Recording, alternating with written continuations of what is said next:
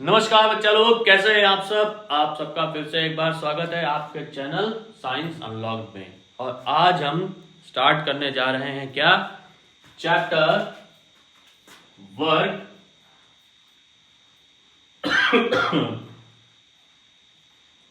Energy and power. किसके बारे में भाई? Work, energy and power.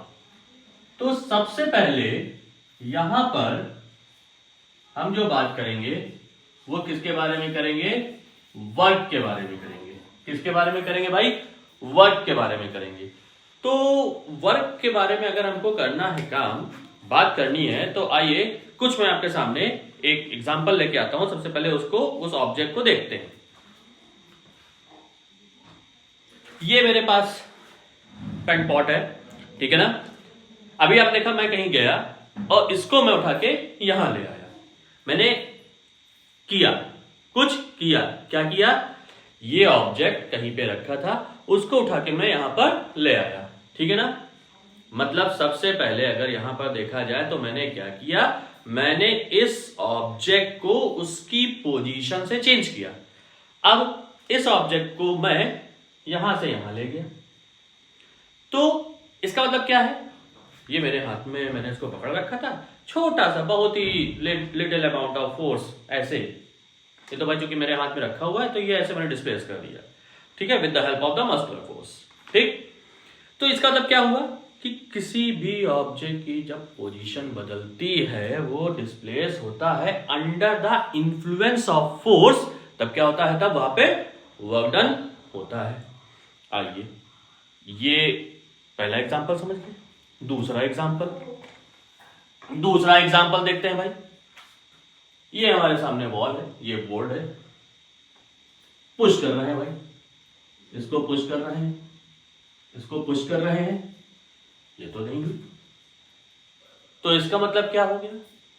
दो चीजें समझ में आई यहां से कि ये क्या चीज थी। ये एक ऐसा ऑब्जेक्ट था जिसपे फोर्स लगा के हम इसको डिस्प्लेस करके, क्या ये रिजिड थी कि नहीं थी? थी। लेकिन अब ऑब्जेक्ट पे जब फोर्स लगा तो वहां पर पहला कॉन्सेप्ट समझ में हमको क्या आया? सबसे पहले समझ में आया जो ऑब्जेक्ट होगा उस ऑब्जेक्ट का मास। मतलब अगर हम यहां पर ऑब्जेक्ट के शेप और साइज की बात कर ले तो हमें यह पता चल जाएगा अमाउंट ऑफ फोर्स कितना लगाना है, ठीक है ना। जैसे अगर ये छोटा सा ऑब्जेक्ट हो, इसको हमको पुश करना है तो हम इसको पुश करके ऐसे हटा सकते हैं। लेकिन उसी जगह ये वॉल, ये तो बड़ा ऑब्जेक्ट है भाई, काफी ह्यूज ऑब्जेक्ट है। तब इसको समझने के लिए आइए यहां पर थोड़ा सा वर्क का कॉन्सेप्ट समझते हैं। ये एक हॉरिजॉन्टल सरफेस, ठीक है। क्या है ये? हॉरिजॉन्टल सरफेस है। इसको ध्यान में रखिएगा। यहां पर हमने एक छोटा सा ब्लॉक रख दिया, छोटा सा ब्लॉक रख दिया। अब इस ब्लॉक का जो मास है वो m है। ये एक ऐसा ब्लॉक है जिसका मास m है, ठीक है। हमने इसको क्या किया, यहां पर इस ब्लॉक को शिफ्ट करने के लिए हमने इस पे हल्का सा फोर्स लगाया। ये कौन सा फोर्स था? ये हॉरिजॉन्टल पुश फोर्स था। याद रखिए ये कौन सा फोर्स है? ये हॉरिजॉन्टल पुश। मतलब हॉरिजॉन्टल पुश का मतलब नॉर्मली ऐसे हमने पुश किया, ठीक है ना। तो वो हॉरिजॉन्टल डायरेक्शन में with the align to horizontal, बिल्कुल इसी के पैरेलल है।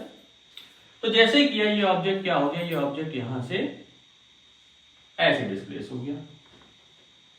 ये इसकी फर्स्ट पोजीशन थी ऑब्जेक्ट की। ये क्या थी? ये फर्स्ट पोजीशन थी। तो इस फर्स्ट पोजीशन में ऑब्जेक्ट यहां से यहां तक गया। ये कहां तक पहुंच गया? अपनी सेकंड पोजीशन में। कहां पे पहुंच गया भाई? सेकंड पोजीशन में। देखिए मैं यहां खड़ा हूं, मैं अभी यहां से यहां आ गया, तो मैंने अपने आप को डिस्प्लेस किया कि नहीं? फर्स्ट पोजीशन से सेकंड पोजीशन में कुछ ना कुछ तो फोर्स लगाया ना भाई, वही तरीके से। तो ये क्या हो गया? ये यहां पर फर्स्ट पोजीशन और सेकंड पोजीशन के बीच में क्या हो गया? इसका डिस्प्लेसमेंट हो गया। क्या हो गया? इसका डिस्प्लेसमेंट। अब जैसे ही डिस्प्लेसमेंट क्यों, ये पहला प्लेस था, ये दूसरा प्लेस, अपनी पोजीशन से अपनी प्लेस से दूसरे प्लेस की तरफ हट गया, तो ये इसका क्या हुआ, डिस्प्लेस।